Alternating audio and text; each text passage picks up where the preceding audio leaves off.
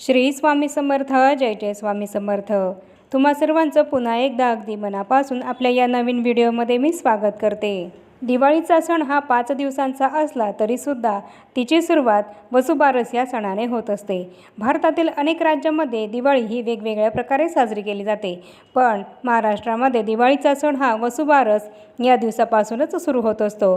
अश्विन महिन्यातील कृष्ण पक्षातील द्वादशी तिथीला गोवत्स द्वादशी किंवा वसुबारस असं आपण म्हणत असतो. आपल्या हिंदू धर्मामध्ये गायीला खूपच महत्त्व आहे.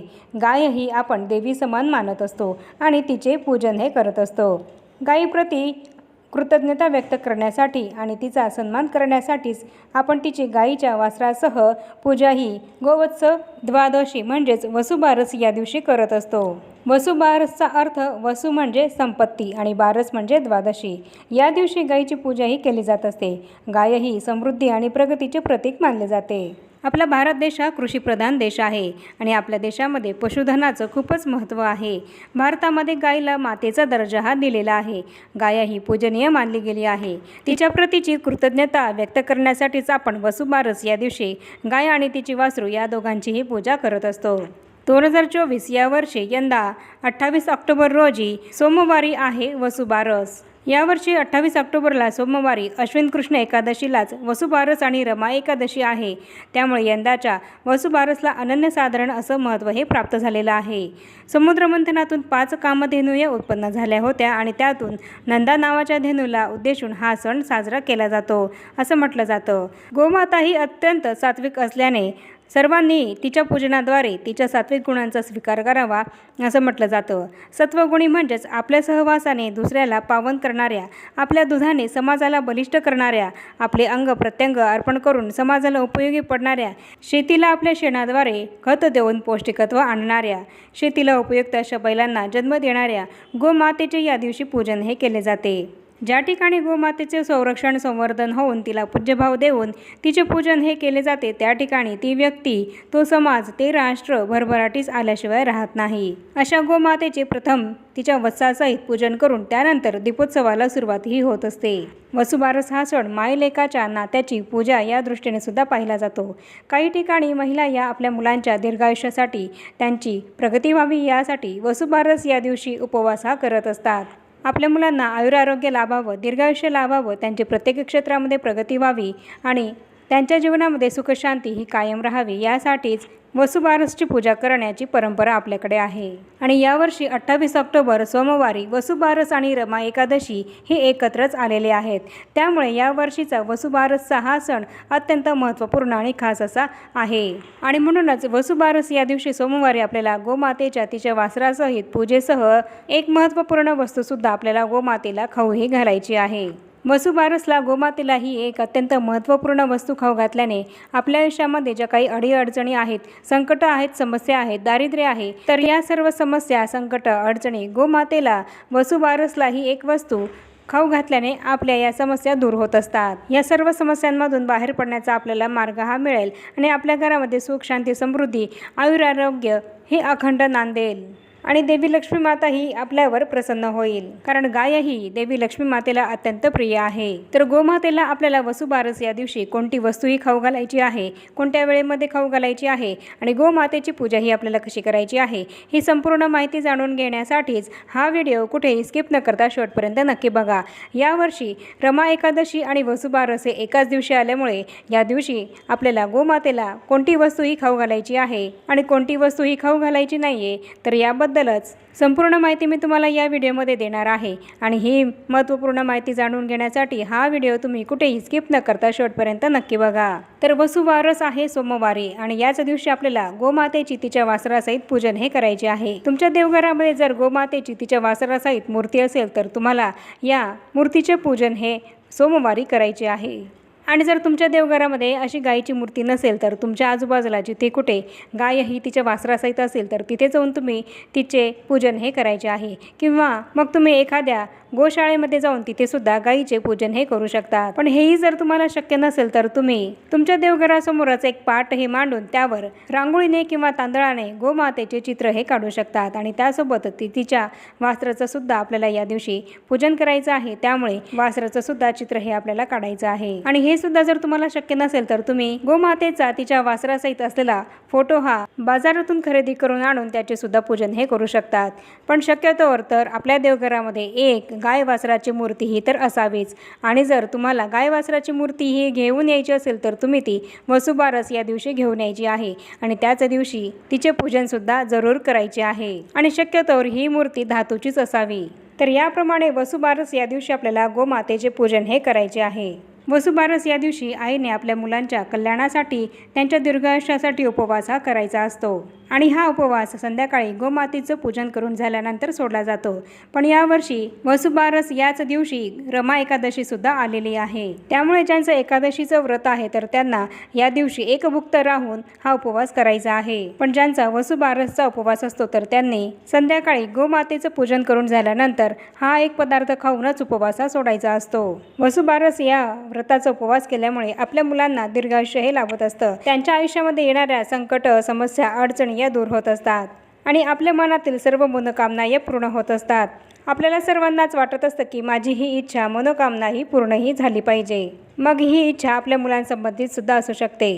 त्यांच्या शिक्षणामध्ये, करिअरमध्ये प्रगती व्हावी, त्यांना उत्तम नोकरी लाभावी, त्यांचं प्रमोशन व्हावं, या सगळ्या ज्या इच्छा आहेत त्या खूप प्रयत्न करून सुद्धा कधीकधी आपल्या या पूर्ण होत नसतात। आपले मुलं हे तर खूप कष्ट घेत असतात त्यांच्या अभ्यासामध्ये, करिअरमध्ये, त्यांना यश मिळावं यासाठी, पण त्यांना नशिबाची आणि भाग्याची साथ ही जर मिळत नसेल तर या दिवशी गोमातेला ही एक वस्तू आपल्याला खाऊ घालायची आहे आणि तिचे पूजनसुद्धा जरूर करायचे आहे आणि आपली इच्छा पूर्ण होण्यासाठी तिला विनंतीसुद्धा करायची आहे। त्याचप्रमाणे अशी बरीच दाम्पत्य आहेत की ज्यांना विवाह होऊन सुद्धा संतती सुखे प्राप्त होत नाही। मग अशा दाम्पत्यांनी वसुबारस या दिवशी गोमातेचे पूजन हे करायचे आहे आणि वसुबारसचे व्रत सुद्धा करायचे आहे आणि तसंच गोमातेला ही एक महत्त्वाची वस्तू ही जरूर खाऊ घालायची आहे। यामुळे अशा दाम्पत्यांना संतती सुखे नक्कीच मिळेल। तर वसुबारसला गोमातेला ही जी वस्तू आपल्याला खाऊ घालायची आहे तर तुम्ही दिवसभरामध्ये केव्हाही तुमच्या वेळेनुसार खाऊ घालू शकतात। बऱ्याच ठिकाणी गोमातेचे पूजन हे वसुबारसच्या दिवशी सकाळी केले जाते, तर बऱ्याच ठिकाणी संध्याकाळी प्रदोष काळी गोमातेचे पूजन हे वसुबारस या दिवशी केले जाते। तुमच्याकडे जशी पद्धत असेल तर त्याप्रमाणे तुम्ही वसुबारस या दिवशी गोमातेचे पूजन हे करायचे आहे। गाईला ही वस्तू खाऊ घालण्यासाठी आपल्याला एक ताट तयार करायचं आहे आणि त्यामध्ये हळद, कुंकू, अक्षता या ठेवून घ्यायच्या आहेत आणि त्यासोबतच पाण्याने भरलेला एक कलश सुद्धा आपल्याला या ताटामध्ये ठेवायचे आहे आणि तसंच एक दिवा सुद्धा ठेवायचा आहे आणि गोमातेचे पूजन करण्यासाठी फुलं सुद्धा आपल्याला ठेवायची आहेत आणि दिवा घेताना त्यामध्ये शुद्ध गाईचं तूप हे आपल्याला घालायचं आहे आणि तसंच जी वस्तू आपल्याला गोमातेला या दिवशी खाऊ घालायची आहे तर ती वस्तू सुद्धा आपल्याला या ताटामध्येच ठेवून घ्यायची आहे। यावर्षी रमा एकादशी आणि वसुबारस एकाच दिवशी आहे, त्यामुळे एकादशीला देवी देवतांचा सुद्धा उपवास असतो, त्यांचं सुद्धा व्रत असतं, त्यामुळे या दिवशी देवी देवता हे अन्न ग्रहण करत नाहीत आणि गोमातेमध्ये सुद्धा 33 कोटी देव आहेत, त्यामुळे या दिवशी आपल्याला गोमातेला अन्न हे खाऊ घालायचं नाहीये। इतर वेळेस जेव्हा वसुबारस येते तर तेव्हा आपण गोमातेला बाजरीची भाकरी आणि गवारीची शेंगा, भिजवलेली हरभऱ्याची डाळ ही खाऊ घालू शकतो, पण यावर्षी रमा एकादशी आणि वसुबारस एकाच दिवशी आहे, त्यामुळे गोमातेचं सुद्धा व्रत हे असणार आहे। गोमातेच्या पोटामध्ये 33 कोटी देव हे असतात आणि एकादशीला देव हे सुद्धा अन्न ग्रहण करत नाही, त्यामुळे या दिवशी आपल्याला हे पदार्थ या वस्तू चुकूनही गोमातेला खाऊ हे घालायचे नाहीयेत। तर या दिवशी गोमातेला आपल्याला खाऊ घालायची वस्तू आहे ती म्हणजे गूळ। तर हा गूळ सुद्धा आपल्याला आपण तयार केलेल्या ताटामध्ये एका प्लेटमध्ये ठेवून घेऊन जायचा आहे किंवा तुमच्याकडे जर केळीचं पान असेल तर तुम्ही त्यावर सुद्धा हा गूळ ठेवून घेऊन जाऊ शकतात।